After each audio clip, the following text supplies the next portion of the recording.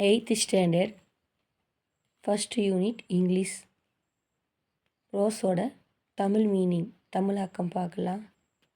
இதில் ராமையாங்கிற ஒரு எளிமையான ஒரு ஆள். அவர் ஓட்டு வீட்டில் குடியிருக்கிறாரு. அவர் வீட்டில் 2 சிட்டுக்குருவிகள் கூரையில் கூடு வச்சிருக்குது. அது பேசுகிற மாதிரி வர்றது தான் இந்த கதை. அப்போது அதில் இருக்கிற ஆண் குருவி ஒன்று கேட்குது பெண் குருவி பார்த்து, ஏன் ராமையாவோட மனைவி எந்த நேரம் சண்டை கட்டிகிட்டே இருக்கிறா அப்படின்னு கேட்குது. அது நமக்கு என்ன வந்தது, நம்ம வேலையை நம்ம பார்க்கலாம் அப்படின்னு பெண் குருவி சொல்லுது. அப்போது அந்த பக்கத்து வீட்டில் ஒரு பெண்மணி குளிக்கிறப்போ, அந்த பொம்பளை பேர் மீனாட்சி அம்மாள். அந்த அம்மா குளிக்கிறப்போ மூக்குத்தியை கழட்டி, வைர மூக்குத்தியை கழட்டி வச்சிருது. மறந்துடுது அந்த அம்மா. அதை சுத்தம் பண்ணி கூட்டி வர்ற பொம்பளை அலட்சியமாக கூட்டி குப்பையில் போட்டுடுறா. அது வைர மூக்குத்தி அதில் இருக்கிறது அவளுக்கு தெரியாது. ஆனால் அவள் தான் எடுத்துகிட்டு தான் மற்றவங்கெல்லாம் நினைக்கிறாங்க. அந்த மூக்குத்தி குப்பையில் கடந்து ஜொலிக்கிறப்போ அதை ஆண் குருவி கொண்டு வந்து தன்னோட மனைவிக்கு கொடுக்குறப்போ, இதை வச்சு நான் என்ன பண்ணேன், நீ புழு பூச்சி கொஞ்சம் கொண்டு வந்தால் குழந்தைகளுக்காவது கொடுக்கலாமில்ல அப்படிங்குது. அந்த மூக்குத்தியை ஆண் குருவி கீழே தள்ளி விட்டுருது. அது யார் கைக்கு கிடைக்குதுன்னா ராமையாவோட மனைவி கைக்கு கிடைக்குது. அதை அவன் போட்டு அழகு பார்த்துட்ருக்குறா. இது உனக்கு ஏதுன்னு ராமையா கேட்குறப்ப, நேற்று இங்கே கீழே கிடந்து நம்ம வீட்டுக்குள்ளே அதை நான் எடுத்துக்கிட்டேன் அப்படிங்கிறா. உனக்கு விஷயம் தெரியுமா, பக்கத்து வீட்டில் வைர மூக்குத்தி காணாமல் போச்சுங்கிறாங்க. போலீஸ் வந்தால் நம்மளை தான் பிடிச்சிட்டு போயிடுவாங்க, அதனால் அப்படின்னு சொல்கிறப்போ பயந்துட்டு அவள் பெட்டிக்குள்ளே மூடி வைக்கிறா அந்த மூக்குத்தியை. அதை நினச்சே அவளுக்கு குளிருங்காய்ச்சல் வந்துடுது. அதை பார்த்து ஆண் குருவி பெண் குருவியோட கேட்குது, அடுத்தவங்க பொருளுக்கு ஆசைப்பட்டால் அப்புறம் இப்படித்தான் அனுபவிக்கணும் அப்படிங்குது. நமக்கு சொந்தமில்லாத எந்த பொருளையும் மற்றவர்களது பொருளுக்கு ஆசைப்படுவதும் கூடாது. நமக்கு சொந்தமில்லாத பொருளை நம்ம கையில் வச்சுருக்கவும் கூடாது. அப்படிங்கிறதுக்காகத்தான் இந்த கதையை போட்டிருக்கிறாங்க. மையக்கருத்தாக வருது. ராமையாவுக்கும் அவர் மனைவிக்கும் வைர மூக்குத்தி வேணால் கிடச்சிது, ஈஸியாக கிடச்சிருச்சு. அது அவர்கிட்ட இருந்துட்டு தான் இருக்குது. ஆனால் நாம் பிடிபட்டு போவோமோங்கிற பயம் அச்சமும் அவங்களிடமிருந்து இன்னும் அதிகமாக இருக்குது. வைர மூக்குத்தி வச்சுருக்கிறவங்கிற ஆசையை விட அந்த பயமே அவங்கள அதிகமாக ஆட்டி படைக்குது. இதுதான் ஃபஸ்ட்டு யூனிட்டோட ப்ரோஸோட மீனிங். அடுத்தது போயத்தை பற்றி பார்க்கலாம். ஃபஸ்ட்டு யூனிட்டில் வர்ற ஃபஸ்ட்டு போயத்தோட மீனிங் ஸ்பெஷல் ஹீரோ, சிறப்பு கதாநாயகன். இது ஒரு பெண் குழந்தை தன்னோட அப்பாவை பற்றி எழுதின கவிதையாக போயமாக நமக்கு இது வந்திருக்கு. நான் குழந்தையாக இருந்தபோது என்னை உங்கள் கரங்களில் தாங்கியிருப்பீர்கள். அந்த அன்பும் கனிவும் என்னை ஆபத்திலிருந்து காத்துள்ளன என நான் உணர்ந்துள்ளேன். நான் உங்கள் கண்களை நோக்கினால் அதில் அத்தனை அன்பையும் என்னால் காண இயலும். நீங்கள் என் தந்தையாக தேர்ந்தெடுக்கப்பட்டதற்கு நான் எவ்வளவு அதிர்ஷ்டம் பெற்றிருக்க வேண்டும். தந்தையின் அன்பும் சிறப்பானது. அது எனக்கு மேலே எங்கிருந்தோ அனுப்பப்பட்டு இருக்க வேண்டும். நாம் அன்பு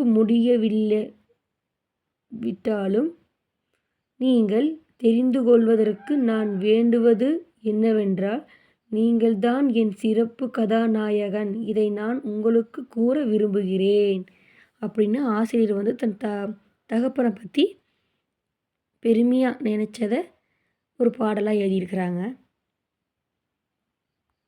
அடுத்து ஃபஸ்ட்டு யூனிட்டில் ஃபஸ்ட்டு சப்ளிமெண்ட்ரி, அதில் த உமன் ஆன் பிளாட்ஃபாரம் 8, நடைமேடை 8இல் இருந்த பெண்மணி அப்படிங்கிற பாடத்தோட மையக்கருத்தை நம்ம பார்க்கலாம். அம்பலா ரயில் நிலையத்தில் நடைமேடை எண் 8இல் வடதிசை செல்லக்கூடிய ரயிலுக்காக நான் காத்திருந்தேன். அதாவது ஆசிரியர் காத்திருக்கிறாரு. அங்கே உறைவிடப் பள்ளியில் 2ஆம் ஆண்டு படித்து கொண்டிருந்தேன்.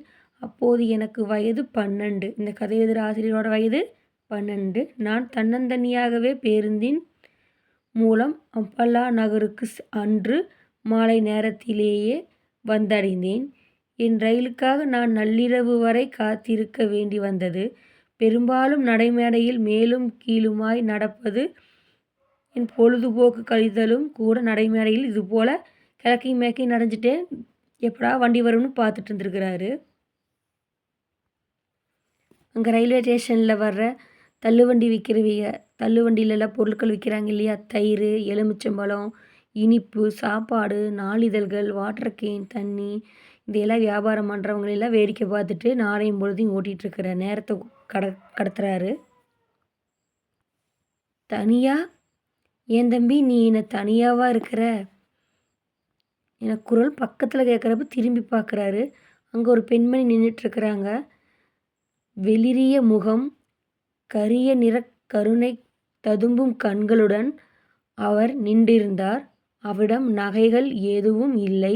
மிக எளிமையான பெண், ஆடம்பரமில்லாத ஒரு பெண்ணாக நின்றுருந்தார். ஆமாம், நான் பள்ளிக்கு சென்று கொண்டிருக்கிறேன் என்று எழுந்தின்று மரியாதையாக பதிலளித்தேன். இங்கே கரெக்டாக பார்க்கணும், மரியாதையாக பதிலளித்தேன். இந்த காத்து குழந்தைய கேட்டால் எப்படி சொல்லுங்க உங்களுக்கு தெரியுமா? உன்னை வழி அனுப்பி வைக்க உன் பெற்றோர்கள் யாரும் வரலையான்னு கேட்குறாங்க. இங்கு நான் வாசிக்கவில்லை. எப்படியும் நான் தனியாகத்தான் ரயிலில் மாறி செல்ல வேண்டும் என நான் கூறினேன். அது நிச்சயம் உன்னால் முடியுமென நான் நம்புகிறேன் என்று அவர் கூறியது எனக்கு பிடித்திருந்தது. என்கரேஜ் பண்ணது எனக்கு ரொம்ப பிடிச்சிருந்ததுங்கிறாரு.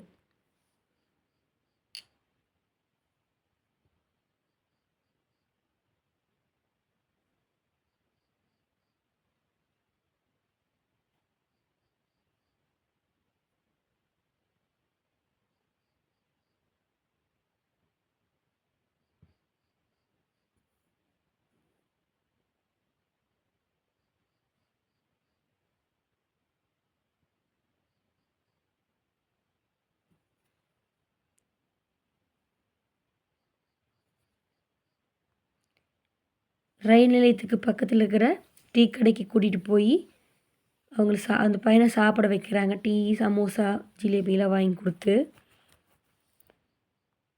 குடும்பத்தை பற்றின டீட்டெயில்ஸ் எல்லாம் கேட்டு தெரிஞ்சுக்கிறாங்க அப்படியே கொஞ்சம் கொஞ்சமாக. திரும்பி வந்து பார்க்குறப்போ நடைமேடையில் சதீஷுங்கிற நண்பனோட அம்மாவும் சதீஷும் அங்கே இருக்கிறாங்க. அவங்களுக்குள்ள அறிமுகமாகுது, பழகுறாங்க, பேசுகிறாங்க. கூட இந்த அம்மாளும் அப்புறம் கூட்டிகிட்டு போச்சில சாப்பிட்றதுக்கு அந்த அம்மாளும் பக்கத்தில் நிற்கிது. அருண் வந்து தன்னோட நண்பனை அறிமுகப்படுத்தி வைக்கிறான் அம்மாவுக்கு. இவன் என் கிளாஸ்லேயே வச்சு நல்ல ஒரு பந்து வீச்சாளன், பவுலர், நல்ல ஒரு பவுலர் அப்படின்னு சொல்லி அறிமுகப்படுத்துகிறான். ரொம்ப சந்தோஷங்கிறான் அம்மா. நீங்கள் யார்?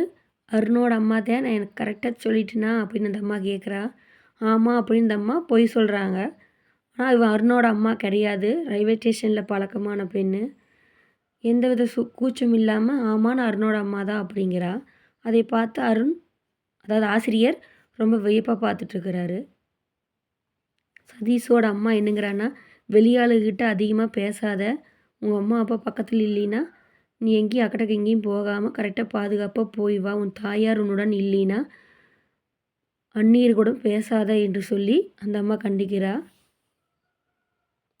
அந்த நேரத்தில் ரயில் வந்தாச்சு. அப்போது பெட்டியிலலாம் எடுத்துகிட்டு 2 நண்பர்களும் கிளம்ப ரெடியாகிறாங்க. அப்போ சதீஷோட அம்மா வந்து நிறைய அட்வைஸ் பண்ணுறாங்க. நீ அதை பண்ணக்கூடாது, இதை பண்ணக்கூடாது, ஓடுற ரயிலில் ஏறக்கூடாது, நீ வந்து கொடுத்துருக்குற உணவுகளெல்லாம் கரெக்டாக சாப்பிடணும் அப்படின்னு சொல்கிறாங்க. கிரிக்கெட் மட்டை, அதை பந்து, பேட் இருக்கு இல்லையா, அது, சாக்லேட்டு எல்லாத்தையும் இவனுக்கும் கொஞ்சம் பங்கி கொடுக்கணும் அப்படின்னு சொல்கிறாங்க. அப்போ இவன் தர்மசங்கடமாக நினைக்கிறான் நம்மளை. யார்? அருணுங்கிற ஆசிரியர் வந்து தர்மசங்கடமாக நினைக்கிறார், நம்மக்கிட்ட ஒன்றுமே இல்லையே அப்படின்னு சொல்லி. இதனால் ஆசிரியருக்கு சதீஷோட நண்பனோட அம்மா மேலே கோவம்தான் வருது. தான் இல்லாதவன் அப்படின்னு நினச்சிட்டு இப்படிலாம் பண்ணுறாங்க, பேசுகிறாங்க பாரு அப்படின்னு வெறுப்பும் ஏற்படுது. ரயில் கார்ட் நடைமேடையில் நடந்து கொண்டே ரயில் வண்டி கிளம்புவதற்கான விசிலை ஊதினார். நான் என் கைகளை பற்றி கொண்டிருந்த அந்த பெண்மணியை பார்த்து அவர் என்னை நோக்கி புரிந்து கொள்ளும் வகையில் புன்னகை தந்தார். பாங்க போயிட்டு வான்னு புன்னகை தந்தார்.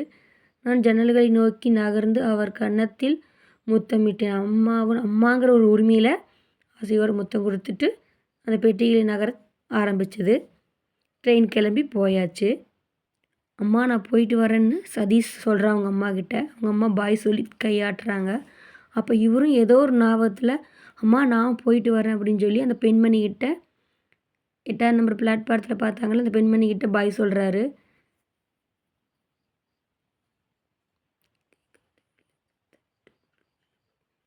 அதாவது பாய்னா கையங்காட்டில் சத்தமிட்டு குரல் அம்மா அப்படின்னு குரலும் கொடுக்கல. ஆனால் ஜன்னலில் முன் நின்று கொண்டு அந்த பெண்மணியை பார்த்து கொண்டிருந்தேன்.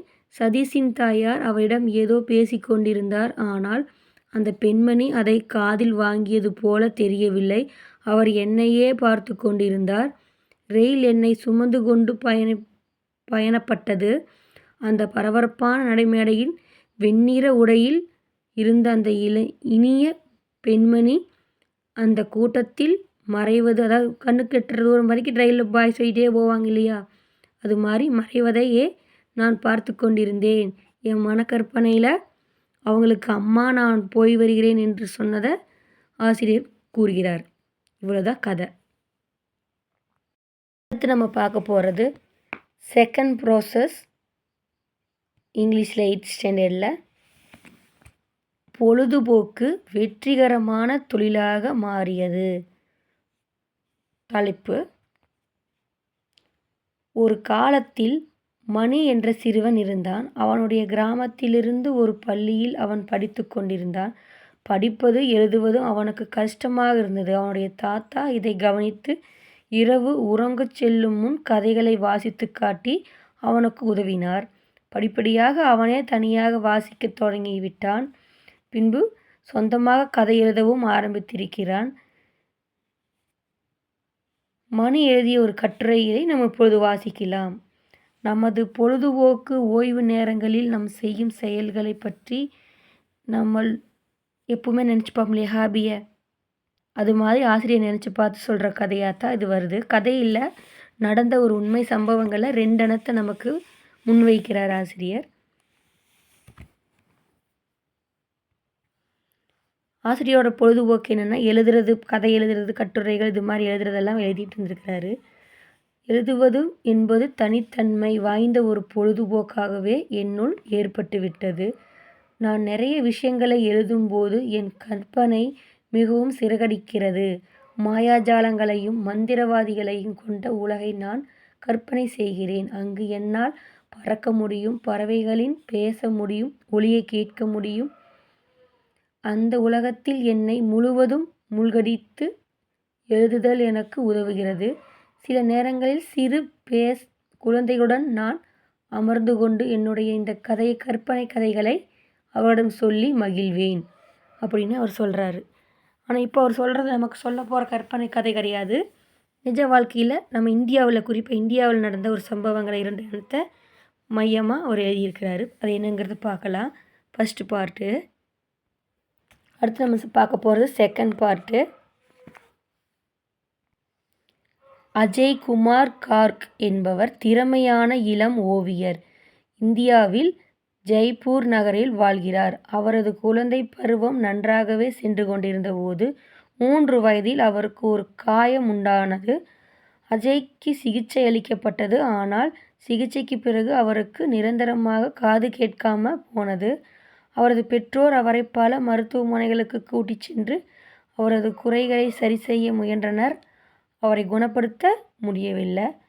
அவரது தந்தை ஒரு நாள் அஜய் விளையாட ஒரு வண்ணப்பெட்டி, அதாவது பெயிண்டிங் பாக்ஸ் வாங்கி கொடுக்குறாரு. அதை வச்சு அவர் நிறைய பெயிண்டிங் பண்ணுறாரு, வரைகிறாரு, தீட்டுறாரு. செவுரு அங்கே இங்கே எல்லா பக்கம் பண்ணுறாரு. அது அவருக்கு நல்ல ஒரு வண்ணப்பெட்டி நல்லா பயன்படுத்தப்பட்டதை பார்த்து சந்தோஷப்பட்டு அவர் நல்லா வரைகிறத பார்த்து இவர் நம்ம பையனுக்கு இதுவே ஒரு இதாக பண்ணித்தரலாம் அப்படின்னு அவங்க அப்பா யோசனை பண்ணி ஹெல்ப் பண்ணுறாரு. அஜயோட 5 வயசில் ராஜஸ்தானில் தோல்பூர் அரசவை ஓவியர் ஸ்ரீ சுவாலால் அஜயின் வண்ணம் தீட்டும் திறமையைக் கண்டு மகிழ்ந்து அஜயை அழைத்துச் சென்று அவருக்கு பயிற்சி தர ஆரம்பித்தார். அஜய் படிப்படியாக எல்லாத்தையும் கற்றுக்கிறாரு. தையல் தொழிலை கற்றார். அப்படியே படிப்பு முடிந்தது. ஆனால் அது அவருக்கு மகிழ்ச்சியை தரவில்லை. ஆகவே வண்ணம் தீட்டுதலுக்கே திரும்பவும் டெய்லரிங் வேண்டாம் அப்படின்ட்டு திரும்பவும் வண்ணம் தீட்டுறதுக்கே வந்துட்டார். ஆஷாதேவி என்பவரிடம் பயிற்சி பெற்று பழமையான அழிந்து கொண்டிருக்கின்ற மிகச்சிறிய அளவிலான பாரம்பரிய இந்திய பெயிண்டிங் தொழில்நுட்பத்தை கற்றுக்கொள்கிறாரு. வண்ணங்களையும் தூரிகைகளையும் தயாரிக்கும் தொழில்நுட்பத்தில் அஜய் சிறந்து விளங்குகிறாரு. வண்ண ஓவியங்கள் பற்றி அவர் பெற்ற மிகச்சிறிய அளவில் வண்ண ஓவியம் வரைதலில் அவர் திறமைசாலியானார். இந்திய கலாச்சாரத்தை பிரதிபலிக்கும் யூனிக்னு சொல்கிறோம் இல்லையா, மிக தொழில்நுட்பமான, அதாவது ஒரு அரிசியிலையும் கூட ஓவியம் வரைகிற அளவுக்கு அவர் திறமையானவராக மாறிட்டார். அதே தனது படிப்பு ஓவியங்கள் இரண்டையும் மெயின்டைன் பண்ணிட்டு அதாவது கரெக்டாக கொண்டு வராரு. அதே தனது படைப்பு ஓவியங்களை கண்காட்சியில் வைத்தார். அவரது 150 ஓவியங்கள் 144 ஓவியங்கள் விற்கப்பட்டன. இந்தியா, அமெரிக்கா, இங்கிலாந்து நாடுகளில் தனது ஓவியங்களை கண்காட்சிக்காக வைத்தார்.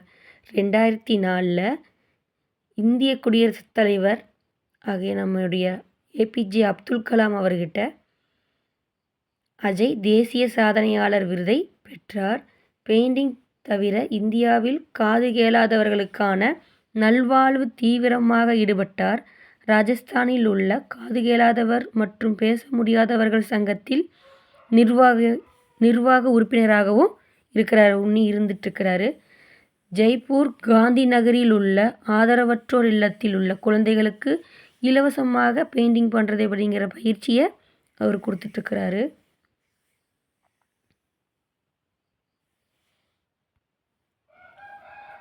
அப்புறம் நம்ம அடுத்தது இன்னொருத்தரை பற்றி சொல்லுவார் ஆசிரியர் அப்படின்னோம் இல்லையா, அது 3வது பிரிவாக கொடுத்துருக்கிறார். கடின உழைப்பும் ஆர்வம் கொண்ட மக்கள் தங்கள் கனவுகள் நனவாக முயற்சி எடுத்து வாழ்ந்து சாதிக்கிறார்கள். அனைத்து இடர்களுக்கும் இடையில் தம் கனவை யாரும் நழுவ விடுறதில்லை. அப்படி நழுவ விடப்பட்ட ஒருத்தர் தான் அவர் தன்னோட கனவை நிறைவேற்ற முடியலைங்கிறதுக்காக தம் மகள் மூலியமாக அந்த கனவை நிறைவேற்றணும் அப்படின்னு கேரம் விளையாட்டில் இருதயராஜ் என்பவர் சாம்பியன், மாவட்ட அளவில் ஒரு சாம்பியன். அவரது குடும்பம் அவரை ஊக்கப்படுத்தியதால், ஆதரவு தராததால், ஊக்கப்படுத்தவும் இல்லை ஆதரவும் தரலாதனால அவரது கனவு நொறுங்கியது. அவர் தன் கனவை தன் மகள் மூலியமாக சாதித்து கொள்ள தீர்மானிக்கிறாரு. கேரம் விளையாட போகிறப்பெல்லாம் பிஞ்சு குழந்தைய கூட்டிகிட்டு போவார். அந்த குழந்தையோட பேர் இளவாகிலி. கேரம் விளையாட்டில் ஈடுபட்ட அவளுக்கு மிகவும் ஆர்வம் ஏற்பட்டது. அந்த குழந்தை பின்னால் ஷார்க் கோப்பை, உலக சாம்பியன்ஷிப், ஆசிய கோப்பை போன்ற கோப்பைகளை வாங்குகிற அளவுக்கு முன்னேற வச்சுது. இருதயராஜ் ஒரு மீன்பிடி வண்டியின் ஓட்டுபவர். குழாய்கள், அதாவது பம்புக, ஃபில்லப்ஸ் இதெல்லாம் கொண்டு போகிற மாதிரி போன்ற பொருட்களை தன் வண்டியில் ஏற்றி செல்பவர். அவருக்கு 3 குழந்தைகள் இருக்குது. அதில் ஒரு பெண் குழந்தை தான் இது செய்யுது. சென்னை வியாசர்பாடியில் ஒரே அறை கொண்ட ஒரு குடியிருப்பு வீட்டில் தான் வாழ்ந்துட்டுருக்குறாங்க. அந்த பெண் வாங்கின கோப்பைகளையும் கூட வைக்கிறதுக்கு, அதாவது இலவாகி வாங்கின கோப்பையை வைக்கிறதுக்கும் கூட வீட்டில் இடம் கிடையாது. பக்கத்து வீட்லேயும் சொந்தக்காரர்கிட்டையும் கொடுத்து வச்சுருக்குறாங்க. அந்த அளவுக்கு கோப்பைகள் அந்த பெண் வாங்கி சாதித்து காட்டியிருக்கா. அவங்க அப்பாவோட ஆசையை நிறைவேற்றியிருக்கிறா. அது மாதிரி நீங்களும் உங்கள் அப்பா அம்மாவோட ஆசையை நிறைவேற்றுவீங்களா? 14 வருஷமாக அவர் விளையாடிய போதும் அவரது பயணச் செலவை சமாளிப்பது ஒரு பெரிய பிரச்சனையாகவே இருந்தது இருதயராஜுக்கு. வெற்றிகள் என்னை தொடர்கின்றன என்று கூறுகிறார். அப்பவும் போராடி வெற்றியை நான் தொடராமல் விடமாட்டேன். திருவள்ளுவர் மாவட்டம் கேரம் சங்கத்தின் உறுப்பினராக இளவாலகி இருக்கிறார். உலகப் போட்டிகளிலும் ஆசிய போட்டியிலும் இந்தியாவின் பிரதிநிதியாக அவர் கேரம் விளையாட்டுகளில் பங்கு பெறுகிறார். அப்படி 2 பேர்த்த பற்றின ஒரு கதையைத்தான் நமக்கு ஆசிரியர் கூறியிருக்கிறார், கட்டுரையாக எழுதி கொடுத்துருக்கிறாரு. அடுத்து நம்ம பார்க்க போகிறது செகண்ட் போயம், மை ஹாபி. என் பொழுதுபோக்கு படித்தல். என் மீனிங் பார்க்கலாம். என் பொழுதுபோக்கு படிப்பதாகும். சிந்தனை வளர்ப்பதற்கு இது எனக்கு உதவுகிறது. அருகிலுள்ள மற்றும் தொலைவிலுள்ள இடங்களுக்கு இது என்னை அழைத்துச் செல்கிறது. இது எனது பகுத்தறிவுகளுக்கான கதவுகளை சற்றே திறந்து வைக்கிறது. கொக்கரிக்கவும் கூக்குரலிடவும் இது எனக்கு கற்றுத்தருகிறது. இறகுகளே இல்லாமல் இது என்னை பறக்க விடுகிறது. நான் விரும்புவது இதுவே. எல்லா குழந்தைகளும் படிக்க முடிந்தால் சக்தி வாய்ந்த ஒரு சமூகத்தை உருவாக்குவதில் நாம் வெற்றி பெறுவோம். அருணாச்சலம் சந்திரசேகரன்கிற ஒரு ஆசிரியர் இது எழுதியிருக்கிறாரு. அவ்வளோதான் இதோட மீனிங். அடுத்து நம்ம பார்க்க போகிறது செகண்ட் லெசனில் வர சப்ளிமெண்ட்ரி, செகண்ட் யூனிட்டில் வர சப்ளிமெண்ட்ரி. ஜிம் கார்பெட் வேட்டைக்காரராக இருந்து இயற்கை ஆர்வலராக மாறியவர் அப்படிங்கிற தலைப்பில் நம்ம பார்க்கலாம். எட்வர்ட் ஜேம்ஸ் கார்பெட் என்பவர் ஜிம் கார்பெட் என்ற பெயரில் பிரபலமானவர். இங்கிலாந்தைச் சேர்ந்த இவர் வனவிலங்கு புகைப்படக்காரர், வேட்டைக்காரர், வழித்தட நிபுணர், இயற்கை ஆர்வலர், எழுத்தாளர் என்ற பன்முகம் கொண்டவர். இந்தியாவில் பற்பல ஆட்கொல்லி புலிகளையும் சிறுத்தைகளையும் இவர் வேட்டையாடியிருக்கிறார். தனது கேமராவின் மூலமாக புலிகளையும் வனவிலங்குகளையும் அவர் படமெடுத்துவதோடு அவருக்கு ஏற்பட்ட அனுபவங்கள் ஏராளம். தனியாகவும் நடந்து சென்று வேட்டையாடுவார். எப்பொழுதும் ராபின் என்ற ஒரு தனது நாயுடனேயே அவர் அடிக்கடி வேட்டைக்கு செல்வார். வேட்டையாடுவதில் ஆர்வம் அவருக்கு அதிகம் உண்டு. அவர் தேவையில்லாமல் ஒரு உயிரை கொல்ல விரும்ப மாட்டார். ஆனால் ஆட்கொல்லி புலிகளை கொல்வதற்கு தயங்கவும் மாட்டார். அவருடைய கோட்பாட்டின்படி ஒரு புலி முதுமை அடையும் போதே, காயப்படும் போதோ மட்டுமே அது மனிதர்களை கொன்று தின்ன ஆரம்பிக்கிறது. ஒரு முறை மனித இறைச்சியை ஒரு புலி சுவைத்து விட்டால் அதன் பிறகு அது வேறு எந்த இறைச்சியும் அது சாப்பிடாது, மனிதர்களையே சாப்பிடும். அதுதான் ஆட்கொல்லி புலிகள் எனப்படுகின்றன என்கிறார். இது இயற்கையின் சட்டத்திற்கும் உட்பட்டது கிடையாது. ஆனால் மனிதர்களின் சட்டத்திற்கு எதிரானவை இப்படிப்பட்ட ஆட்கொல்லி புலிகள் அப்படிங்கிறாரு. அதனால தான் அதை சுட்டுக்கொள்கிறாரு.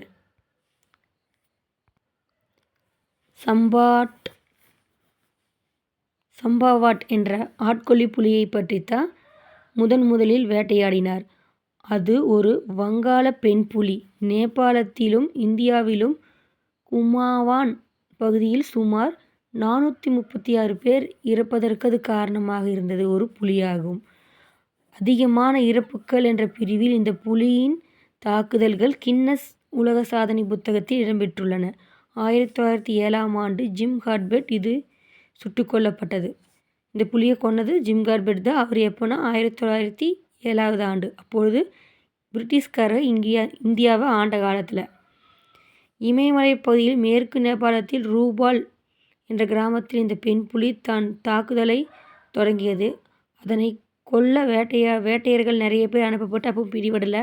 அப்போ நேபாள இராணுவம் என்ன பண்ணுச்சுன்னா அதை இந்திய எல்லைக்குள்ளே முடுக்கி விட்டுருச்சு. குமாவான் மாவட்டத்தில் அந்த புலி மக்களை கொல்ல தொடங்கியது. இதனால் அந்த மாவட்டத்தை சேர்ந்த மக்கள் வெளியே வேலைக்கு போகிறக்கோ, படிக்க போகிறக்கோ, தொழில் செய்கிறக்கோ எங்கேயுமே போக முடியாமல் பயந்துட்டு இருந்தாங்க. அப்போ பிரிட்டிஷ் அரசாங்கம் அவங்களுக்கு ஹெல்ப் பண்ணுற வகையில் ஜிம் கார்பெட்டை வர வச்சு அந்த ஆட்கொல்லி புலியை கொல்றாங்க. அவர் கடின முயற்சினால் அந்த இது எங்கே இருக்குது, எங்கே தங்கி இருக்குதுன்னெல்லாம் பார்த்து கண்டுபிடிக்கிறாரு. அது கடைசியில் ஒரு பெண்ணை, 16 வயது உள்ள பெண்ணை அந்த புலி கொன்றது. அது விட்டு சென்ற ரத்தக்கரையை ஃபாலோ பண்ணி போய் அது எங்கே தங்கி இருக்குதுங்கிற இடத்த அவர் கண்டுபிடிக்கிறாரு. கண்டுபிடிச்சதையும் அடுத்த நாள் சம்பாற்றுக்கு அருகில் கிராமத்தினர் உதவியுடன் ஒரு இரையை வைத்து புலியை பிடிக்க தீர்மானிக்கிறார். சம்பாவட் நகர் தாசில்தார் உதவியுடன் சுமார் 300 கிராம மக்கள் சேர்ந்து அங்கு ஒரு இரையை அமைத்து மறுநாள் சம்பாவட்டில் சாதார் பள்ளத்தாக்கில் கார்பெட் அந்த பெண் புலியை சுட்டுக் கொல்கிறார். அந்த இடத்தில் அதை கொன்றதற்கு அடையாளமாக ஒரு சிமெண்ட் பலகை நிறுத்தப்பட்டுள்ளது. சிமெண்டில் செய்யப்பட்ட ஒரு பலகையை இங்கே வச்சு தான் கொன்னாங்க அப்படிங்கிற ஞாபகார்த்தமாக இன்றளவும் அது அங்கே இருக்குது. புலியை உடல் பரிசோதனை செய்யப்பட்டது. அந்த வலது பக்க மேல் தாடை மற்றும் கீழ்த்தாடை கோரைப்பற்கள் உடைத்திருந்தன என்பது கண்டறியப்பட்டது. மேல் தாடையை பல் பாதி உடைந்திருந்தது. கீழ்த்தாடைப்பல் எலும்பு வரை உடைந்திருந்தது. பொழுதுபோக்கிற்காக வேட்டையாடும் ஒருவரின் துப்பாக்கி வெடியால் அந்த காயம் ஏற்பட்டிருந்தது. அந்த நாளில் அந்த ஆள் அதை பின்தொடர்ந்து கொள்ளாமல் விட்டுவிட்டார். கார்பென்டின் கூற்றுப்படி இந்த காயம்தான் அந்த புலியை இயற்கையாகவே வேட்டையாடி தன் இரையை எடுக்காமல் மனிதரை கொல்ல தூண்டியிருக்க வேண்டும் என்கிறார். ஹாபிக்காக, அதாவது பொழுதுபோக்குக்காக விளையாட்டு பண்ணுறது தப்பு அப்படிங்கிறாரு. வனவிலங்குகளால் ஏற்படும் தீங்குகளுக்கு காடுகளை அழிப்பதும் மனிதர்கள் காடுகளில் ஆக்கிரமிப்பு செய்வதும் தான் முக்கிய காரணம் என்கிறார். மக்களின் இயற்கையான பாரம்பரியத்தை பற்றி மக்களிடம் கற்பிப்பதற்கு அவர் பல இடங்களில் பயணம் செய்து உரையாற்றியிருக்கிறார். காடுகளையும் வனவிலங்குகளையும் பாதுகாப்பதற்கான தேவையையும் அவர் மக்களுக்கு எடுத்துரைத்துள்ளார். விளையாட்டை பாதுகாப்பானதாக அமைப்பு மற்றும் வனவிலங்குகளை பாதுகாப்பானதாக அருகில் இந்திய மாநாடு ஆகியவற்றை அவர் உருவாக்கினார்.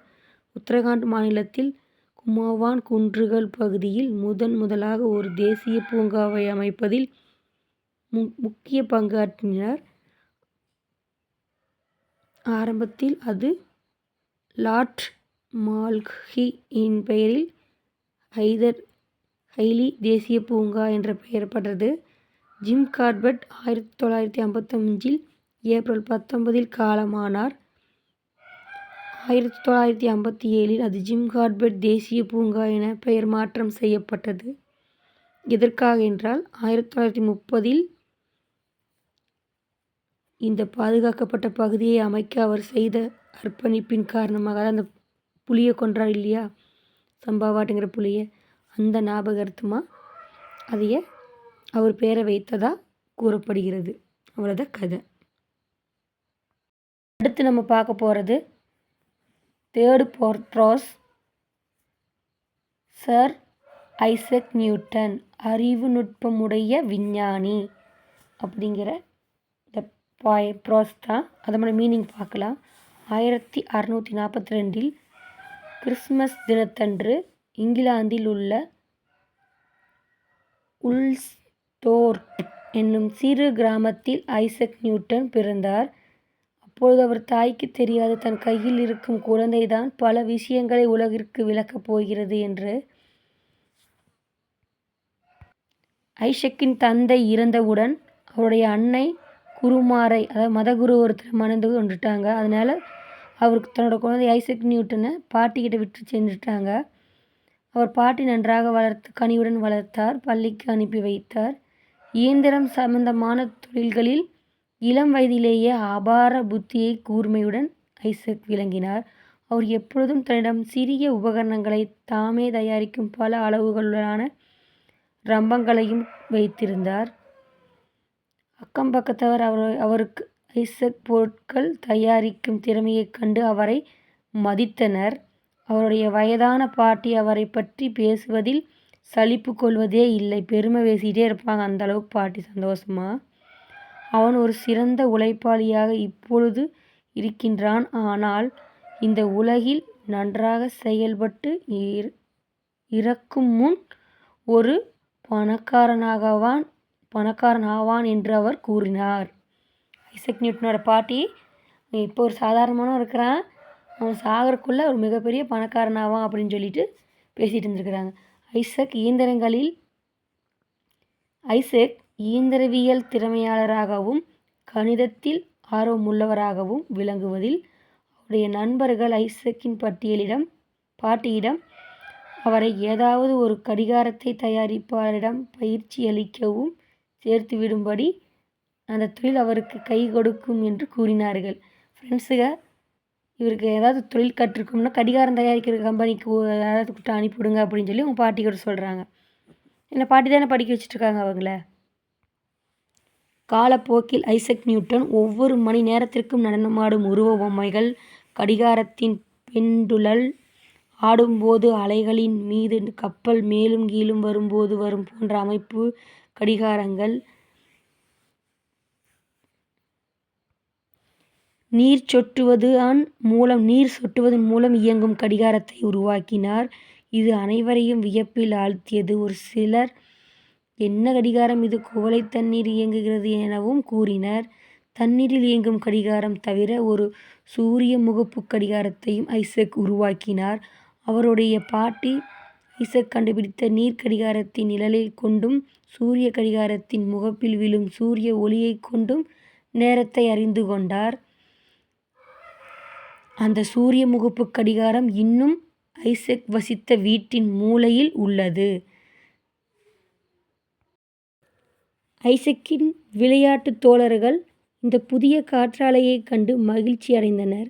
அதனை விட அவர்களுக்கு உலகில் மிகப்பெரிய ஒரு சந்தோஷம் என்பது இல்லை என்பது போல் அவர்கள் நடந்து கொண்டனர். ஆனால் அவர்களில் ஒருவர், ஐசக், இதில் ஏதோ ஒரு குறை தெரிகிறதே என்றார். என்ன குறை என்று கேட்க, இதில் தானியங்கள் அரைக்கக்கூடிய மனிதர் எங்கே என்று கேட்கின்றார். அரைப்பவர் எங்கே என நண்பர் கேட்க, அது போன்ற ஒரு மாதிரியை செய்ய வேண்டும் என ஐசக் கூறிக்கொண்டு யோசனை செய்தார். மனித பொம்மையை தயாரித்து வைத்தார். ஆனால் அது ஒரு உண்மையான மாவு அரைப்பவர் போல் வேலை செய்யாது. மேலும் உண்மையில் தானியம் அரைக்கும் சில 2 கால் ஜீவன்கள் 4 கால் கொண்ட விலங்குகள் போல் தான் நடந்து கொள்கின்றனர். வளர வளர அவன் மனதில் காற்றாலை மாடல்களை மாற்றும் பொம்மைகளை செய்வதில் காட்டிக்கொண்டு முக்கியத்துவம் வகித்தார். ஐசக்கின் 14 வயதாகும் பொழுது அவர் அன்னையின் 2வது கணவர் இறந்து விடுகிறார். அன்னை அவரை பள்ளியிலிருந்து நிறுத்திவிட்டு தன்னுடன் பண்ணையை கவனித்துக் கொள்ள விரும்பினார். எனவே ஐசக்கின் கவனம் 2 வருடங்கள் பண்ணையை நோக்கிச் சென்றது. பின்னர் ஒரு அறிஞராக அவர் விரும்புவதில் அவருடைய அன்னை அவரை மறுபடியும் பள்ளியில் சேர்த்தார். அதன் பிறகு ஐசக் கேம்பிரிட்ஜ் பல்கலைக்கழகத்தில் பயின்றார். ஒளியின் தன்மையை முதலில் கண்டறிந்தவர் அவரே. சூரிய ஒளியில் என்ன உள்ளது என அறிந்ததும் அவரே ஆவார். தன் தலையின் மீது விழுந்த ஆப்பிள் பழத்தின் மூலம் அவர் புவியீர்ப்பு விசையை கண்டறிந்தார். இந்த ஈர்ப்பு விசை தத்துவமே கோள்களை அதனதன் பாதையில் வைத்திருக்கிறது என்பதை கண்டறிந்தார். இந்த எண்ணம் வந்தவுடன் அவர் இது சம்பந்தமான அனைத்து விதிகளையும் கண்டறியும் வரை தன் மனதிற்கு ஓய்வே அளிக்கவில்லை. தான் நேரடியாகவே கோள்களுக்கே சென்று அவற்றின் சுற்றுப்பாதையை கண்டது போல அவர் ஆராய்ச்சி செய்திருந்தார். காற்றாலையில் இயக்கங்களை கண்டறிந்த இந்த சாதாரண சிறுவன் பின்னாளில் பேரண்டத்தின் இயக்கங்களையே தன் சகாக்களுக்கு விளக்கினார். ஒரு தொலைநோக்கியை வைத்துக்கொண்டு ஒவ்வொரு இரவும் உயரமான ஒரு கோபுரத்தின் மீதிருந்து கொண்டு வானிலுள்ள கோள்களை நட்சத்திரங்களையும் தொலைநோக்கி மூலம் அவர் ஆராய்வார். அவர் மனம் உலகில் உள்ள பொருட்களில் அப்பால் சென்றது. அவரை பொறுத்தவரை நம் எண்ணங்களும் இதயமும் எங்குள்ளதோ அதுவே நம் உண்மையான வசிப்பிடமாகும். இன்றைய இளைஞர்கள் போல அவர் அது மாதிரி நடக்காமல், காதல் கத்திரிக்காயின்னு நடக்காமல் நல்ல முறையாக முன்னேறினார். நியூட்டன் ஒரு மிக வயதானவராகவும் பெரும்பாலும் பேரும் புகழும் உடையவராகவும் அறியப்பட்டார். அவர் பாராளுமன்றத்தின் பிரதிநிதியாகவும் ஆக்கப்பட்டார். அரசரிடம் பட்டம் பெறுகிறார். இறுதியாக 1727ஆம் ஆண்டு தன் 85ஆம் வயதில் சார்ல்ஸ் ஐசக் நியூட்டன் இறந்தார் அல்லது உலகை விட்டு நீங்கினார். அவர் உயிருடன் இருந்த காலத்தை விட அதிக வெற்றியுடன் இன்னும் முடிவிலா ஞானத்தையும் உலகை படைத்தவரின் நற்குணத்தையும் தேடிக்கொண்டிருப்பதாக நாம் எண்ணுகிறோம். நள்ளிரவு நட்சத்திரங்களின் ஒளியில் அவர் பெயர் எழுதப்பட்டது போல் அழியாத பெரும் புகழை பெற்றுள்ளார். இது பற்றி பேசும் ஐசக் தண்ணீர் கடிகாரம் மற்றும் சிறிய காற்றாலை போன்ற இயந்திரங்களில் கண்டுபிடிப்புகளை பற்றி கேள்விப்படவே நான் விரும்புகிறேன். ஐசக் நியூட்டன் மட்டும் நினைத்திருந்தால் அவரே நீராவி என்ஜின், தண்டவாளங்கள் மற்றும் பல கண்டுபிடிப்புகளை செய்திருப்பார் என்றார். அதை ஆமோதிக்கும் திரு டெம்பிள், பல ஆய்வாளர்கள் பிரபஞ்சத்தை ஆராய்வதை விட ரயில் என்ஜின் பற்றி யோசிப்பது உபயோகமானது என எண்ணியிருப்பார். நியூட்டனைப் போலவே பல வானியல் ஆராய்வாளர்கள் இயந்திரவியலிலும் நிபுணர்களாக விளங்கியுள்ளனர். உதாரணத்திற்கு டேவிட் ரிட்டன்ஹவுஸ் என்கிற அமெரிக்கர் சிறிய நீரலையை தன்னுடைய 7 அல்லது 8 வயதிலேயே செய்துவிட்டார். அவர்களின் இந்த சாமர்த்தியங்கள் அவர்களின் மற்ற திறமைகளை ஒப்பிடுகையில் மிக அற்பமானதாக நமக்கு தெரியுது. சிறு வயசுலேயே இப்படி செய்கிறப்ப அவங்க பெரிய ஒரு கண்டுபிடிப்பு கண்டுபிடிச்சால் அதுக்கு நமக்கு பெருமையாக தெரியல. அவங்க 7 வயசு 8 வயசில் செஞ்ச சாதனை தான் நமக்கு பெருமையாக தெரியுது. அவ்வளோதான் இந்த கதையோட பொருள். அடுத்து நம்ம பார்க்க போகிறது தேர்டு போயம், வாழ்க்கையை அர்த்தமுள்ளதாக ஆக்கிக் கொள்ளுதல். ஜார்ஜ் எலியட் அப்படிங்கிற ஒருத்தர் எழுதின பாடலத்தோட மீனிங் பார்க்கலாம். உங்களை தொட்டு செல்லும் எந்த ஆன்மாவிடமிருந்தும், அது மிகச்சிறிய தொடர்பாக இருந்த போதும், சிறு நன்மையாவது அதிலிருந்து எடுத்து கொள்ளுங்கள். சிறிது கருணை, ஓர் அன்பான எண்ணம், இதுவரை உணராத ஓர் ஆர்வம். இருண்ட வானத்திற்கு தேவை சிறிது தைரியம். வாழ்வினில் அதிகரித்து வரும் தீமைகளை எதிர்கொள்ள தேவை ஒரு நம்பிக்கை ஒளிக்கீற்று. வாழ்க்கை அர்த்தமுள்ளதாக்க பிரகாசமான வானத்தை காண வேண்டும். வானம் நிச்சயம் ஒரு பாரம்பரிய மரபுவழி சொத்தாகும். பராமரிப்பு தருவது மட்டுமில்ல, பாரம்பரிய சொத்தாகவும் அது நமக்கு விளங்கும் அப்படிங்கிறாரு. அவ்வளோதான் இதோட கதை மீனிங்.